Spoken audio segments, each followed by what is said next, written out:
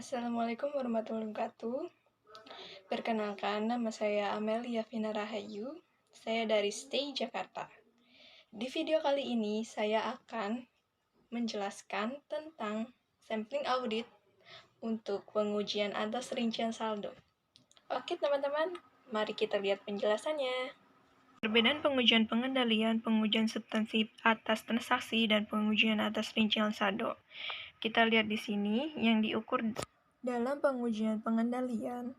Auditor melihat apakah operasi pengendalian internal dalam perusahaan sudah dijalankan dengan benar atau tidak. Lalu, dalam pengujian substantif atas transaksi, auditor menilai apakah transaksi yang dilakukan oleh perusahaan sudah dicatat atau dijurnal dengan benar, lalu apakah transaksi tersebut sudah memenuhi kriteria kelengkapan, keberadaan, ketepatan, klasifikasi, cut-off, akurat, nilai realisasi, dan mempunyai hak untuk mengkonfirmasi dan menagih apakah semua kriteria tersebut terpenuhi atau tidak. Nah, kita bisa lihatnya dari melakukan pengujian substantif atas transaksi. Kemudian, pengujian atas rincian saldo. Maksudnya adalah kita melakukan pengujian atas jumlah saldo akun yang telah dicatat, apakah mengandung salah saji material atau tidak. Metode sampling untuk pengujian atas rincian saldo terdiri dari sampling non-statistik dan sampling statistik. 1. Sampling non-statistik adalah pengambilan sampel yang dilakukan berdasarkan kriteria subjektif berdasarkan pengalaman auditor. Di bawah ini contoh penerapan sampling non-statistik dari 14 langkah yang diterapkan, yaitu langkah pertama, menyatakan tujuan pengujian audit. Auditor mengambil sampel untuk pengujian atas rincian saldo guna menentukan apakah saldo akun yang sedang diaudit telah dinyatakan secara benar dan wajar. 2. Memutuskan apakah sampling audit dapat diterapkan. Dari 40 populasi pada tabel tersebut, auditor memutuskan untuk hanya mengaudit item di atas $5.000 karena total item yang lebih kecil dari itu tidak material. 3. Mendefinisikan salah saji. Salah saji yang dimaksud di sini adalah salah saji yang terjadi apabila item sampel disalah sajikan. 4. Mendefinisikan populasi. Dalam pengujian atas rincian saldo, populasi didefinisikan sebagai item membentuk populasi dolar. Populasi piutang usaha yang dicatat pada tabel tersebut terdiri dari 4 akun yang berjumlah $207.295. Lalu nomor 5, mendefinisikan unit sampling. Untuk sampling audit non-statistik, unit sampling merupakan item yang bentuk saldo akun. Contohnya itu nomor pelanggan. 6. Menetapkan salah saji yang dapat ditoleransi. Salah saji yang dapat ditoleransi adalah penerapan materialitas kinerja terhadap prosedur sampling tertentu. 7. Menetapkan risiko yang dapat diterima atas penerimaan yang salah, atau ARIA. ARIA digunakan untuk mengukur kepastian yang diinginkan auditor atas suatu saldo akun. Mengestimasi salah saji dalam populasi. Auditor membuat estimasi berdasarkan pengalaman sebelumnya dengan klien dan menilai resiko inheren dengan mempertimbangkan hasil pengujian pengendalian, pengujian substantif atas transaksi, dan prosedur analitis yang dilaksanakan. Menentukan ukuran sampel awal. Auditor dapat menentukan ukuran sampel untuk sampling non-statistik dengan menggunakan rumus berikut. Ukuran sampel sama dengan jumlah populasi yang tercatat dikali faktor keyakinan dibagi salah saji yang dapat ditoleransi.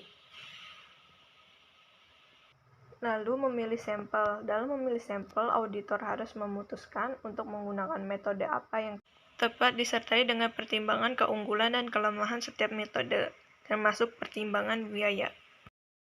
Melaksanakan prosedur audit.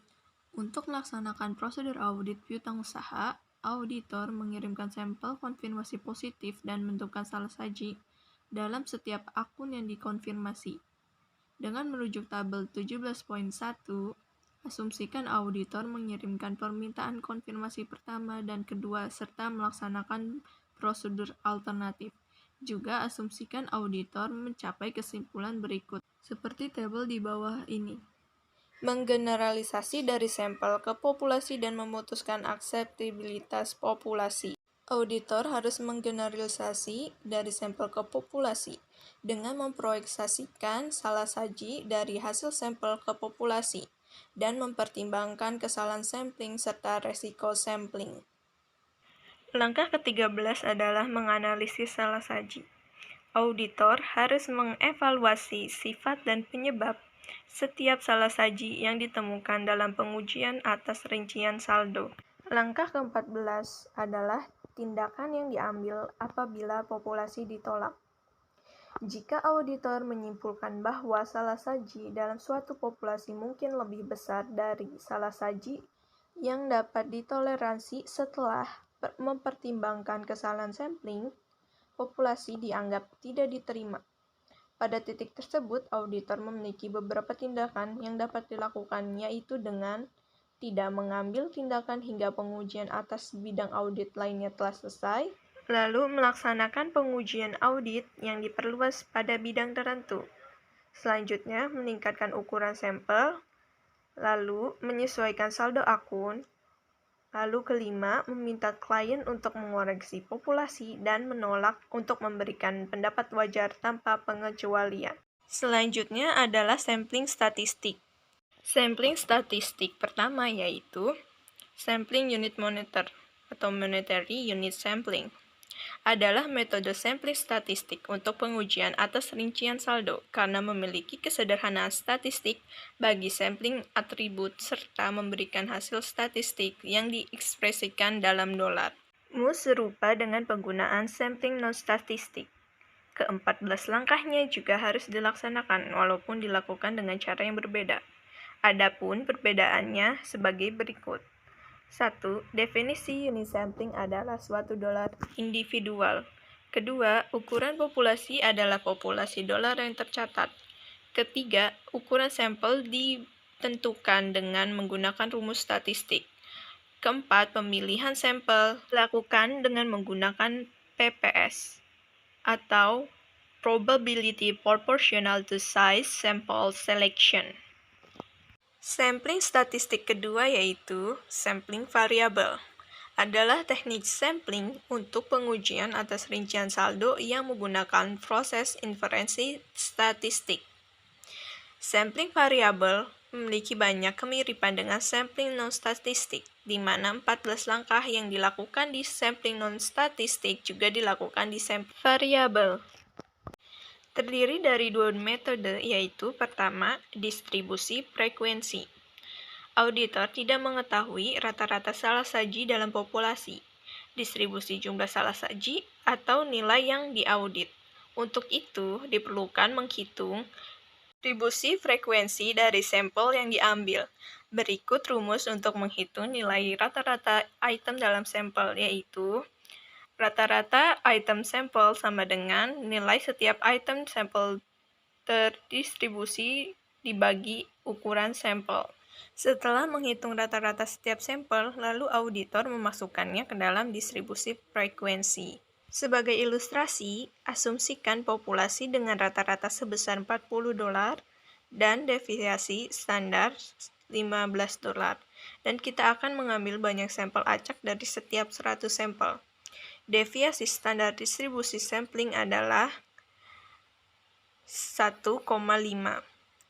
Ada dua jenis deviasi standar, yaitu deviasi standar distribusi sampling dan deviasi standar populasi, di mana deviasi standar distribusi sampling seringkali disebut kesalahan standar rata-rata. Lalu, metode yang kedua yaitu inferensi statistik. Adalah ketika auditor melakukan penarikan kesimpulan statistik mengenai populasi. Kesimpulan, auditor lebih sering menggunakan sampling non-statistik dikarenakan lebih efektif dan efisien. Adapun contoh penggunaan sampling non-statistik yaitu misalnya total aset tetap berjumlah 10 miliar. Apakah dari saldo akun aset tetap tersebut dapat diyakini atau tidak? Lalu ambil sampel misalnya 40%, maka 40% dari 10 miliar adalah 4 miliar yang dijadikan sampulkan bukti transaksi sampai dengan 4 miliar untuk menguji saldo akun aset tetap tersebut. Thank you semuanya sudah menyimak penjelasan dari saya. Mohon maaf apabila ada perkataan yang salah. Wassalamualaikum warahmatullahi wabarakatuh.